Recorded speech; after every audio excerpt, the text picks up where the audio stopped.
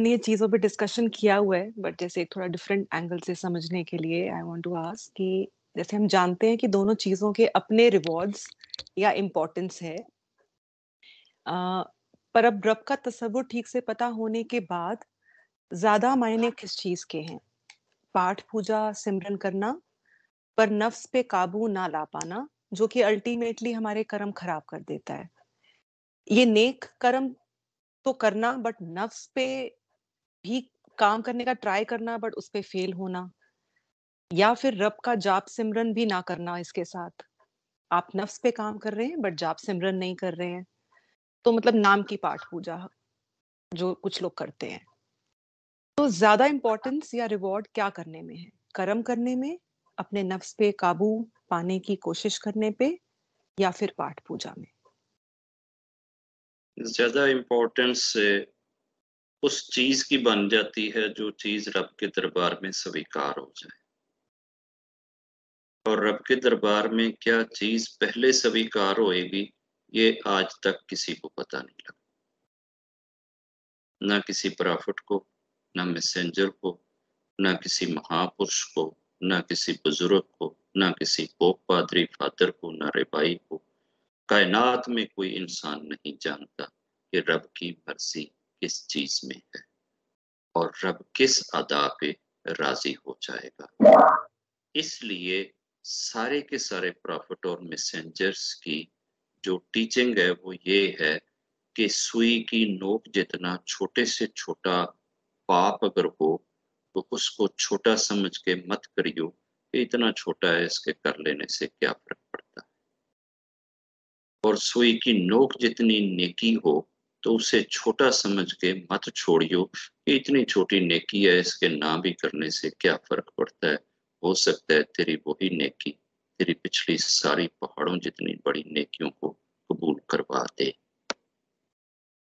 बस रब के आगे प्योरिटी के साथ, सिंसेरिटी के साथ सरेंडर करने और हर पल उससे डरते रहने और मांगते रहने का नाम जो है ये इबादत है, ये पूजा है, यही सेक्रिफिकेशन है, यही प्रेम है, यही सारा कुछ।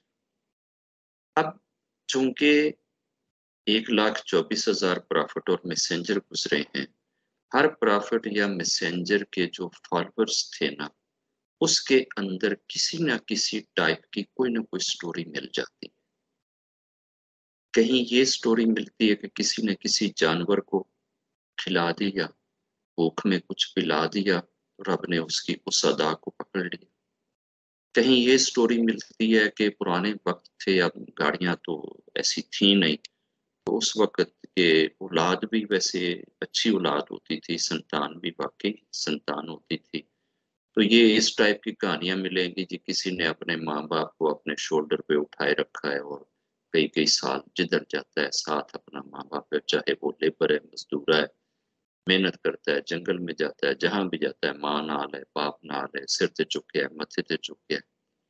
कहीं ये मिलता है कि किसी जगह पे कोई जख्मी जानवर पड़ा हुआ है, उसने उसकी जख्म के ऊपर मरहम पट्टी कर दी है।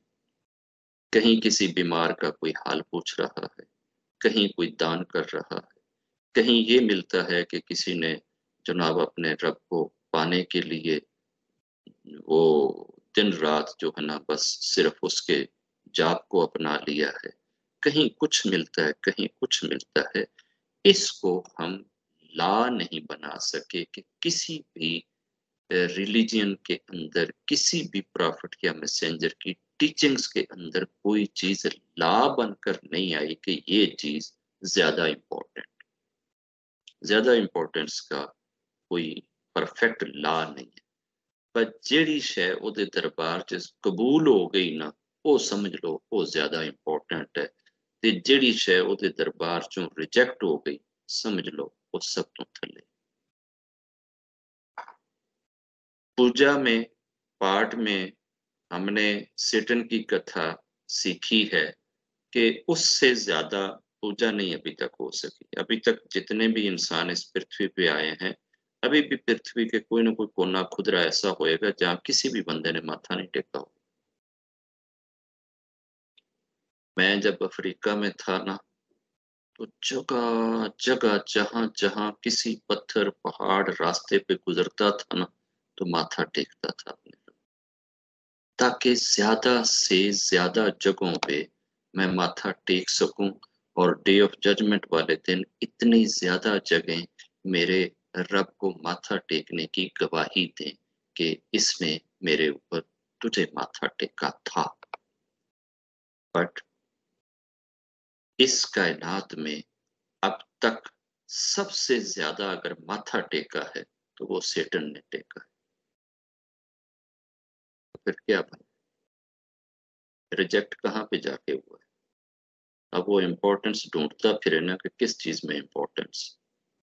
अगर उसको ये पता होता है कि जी इस चीज में इतनी इम्पोर्टेंस है, तो शायद वो ये काम सौखा जा कर लेंदा ते एडा ना खपदा। उसने खपाई तो बड़ी करी, लेकिन इधर आके मार खा। तो इस मार खाने से महापुरुष डरते हैं कि ये नहीं पता कि कहाँ जाके कोई एक ऐसी गलती हो जाए, कोई खता ऐसी हो जाए, कोई मिस्टेक ऐसी हो जाए, तो ये ना हो कि वो गलती, वो खता, वो मिस्टेक, वो पाप मेरे सारे नेकियों के पहाड़ को बहा कर ले जाए। इस वजह से वो लोग नेकियों का अंबार लगाते हैं, मगर अपने रब के सामने जब खड़े होते हैं तो खुद को इम्पोर्टेंस वाले कर्मों का मालिक नहीं बताते। बस कुछ लोग रब के साथ ना बिल्कुल बेलौस हो गए, रब की पूजा करते हैं। वो एक शेर है ना किसी शायर का कि सजदों के इवज फिरदौस गवारा नहीं। सजदों के इवज मुझे फिरदौस गवारा नहीं। फिरदौस जन्नत को कहते हैं कि अगर मैं सजदे करा दे बदले दे विच तू मैनू स्वर्ग देवें, जन्नत देवें, तो ये बात मुझे गवारा नहीं, मंजूर नहीं। ये बात मुझे मंजूर नहीं। सजदों के इवज मिले फरदौस, ये बात मुझे मंजूर नहीं। बंदा हूं तेरा, बेलौस इबादत करता, मैं कोई मजदूर नहीं। बंदा हूं तेरा, बेलौस इबादत करता हूं, मैं कोई मजदूर नहीं। बंदा हूं का मतलब है कि तूने मुझे बनाया ही अपनी बंदगी के लिए है, तो वो तो मैंने तेरी बंदगी करनी ही करनी। मैनू बंदगी करन दे, मैनू ए किहड़े चक्करां च पा छड्डी कि तेनू बंदगी करेगा ते ए लभेगा। मैं कोई मजदूरा थोड़ा, मैं ते बनिया ही तेरी बंदगी लई हां। बस मैनू वो काम करन दे जिस चीज लई मेरी क्रिएशन हुई है, जो मेरा ऑब्जेक्टिव है, जो मेरा मकसद है।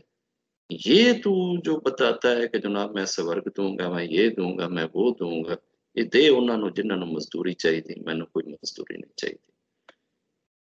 ये वाले सेंटीमेंट अगर रब कभी दिल में डाल देना, तो ये सबसे ऊंचे, सबसे इंपॉर्टेंट, कि जहां आपको रब से कोई इस तरह की चीज ना रहे। क्योंकि आप रब के लिए कुछ नहीं कर सकते। माथा टेक कर भी आप उसके लिए कुछ नहीं कर रहे। माथा टेकने के लिए तेरे बदन में लचक भी तो उसी ने डाली है ना।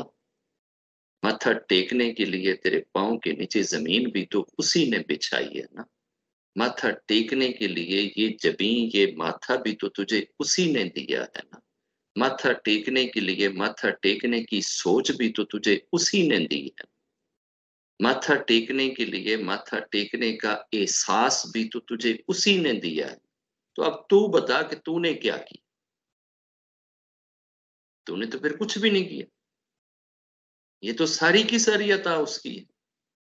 वो शरीर उसका, माथा उसका, जिधर टेकना है वो जमीन उसकी, ये एहसास उसका, ये ख्याल उसका, ये शौक उसका, ये मोहब्बत उसकी, प्यार उसका, प्रेम उसका, हिम्मत उसकी, ये झुकने की शक्ति उसकी, बदन के अंदर ये जो एनर्जी चल रही है ये उसकी, ये जो खून दौड़ रहा है ये उसका। अब तू तो बता बंदे, तेरा इसमें क्या है, तूने क्या किया? शुक्र नहीं करते हो? वो अपने आगे माथा टिकवाने की आपको हिम्मत दे दे, बदन पूरा लकड़ी की तरह सख्त कर दे, तेरी गर्दन के अंदर सरिये गाड़ दे कि तू ऐसे करे तो दर्द से तेरी चीखें निकले, तो बता क्या करेगा? तू कैसे माथा टेक ले? टेक ही नहीं पाए। बस रब जिस चीज को स्वीकार कर ले वही सबसे इम्पोर्टेंट, और जो उसके दरबार में स्वीकार ना हो समझ लो वो हो अनइम्पोर्टेंट।